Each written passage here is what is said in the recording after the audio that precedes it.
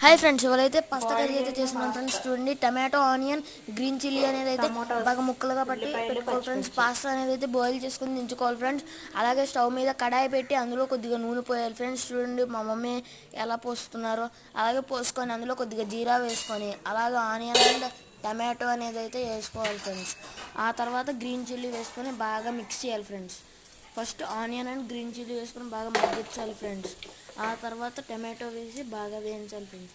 వేయించిన తర్వాత అందులోకి పాస్తా వేసుకోవాలి ఫ్రెండ్స్. చూడండి చూడండి ఫ్రెండ్స్, ఇప్పుడైతే అలాగా చేస్తాము కర్రీ. చూడండి friends, onions and green chilli అయితే వేసుకుంటున్నాం ఫ్రెండ్స్. అలాగే అందులో గ్రీన్ చిల్లీ అనేది కూడా యాడ్ చేసాం ఫ్రెండ్స్. అలాగే టమాటోస్ అయితే మగ్గించుకుంటున్నాం ఫ్రెండ్స్.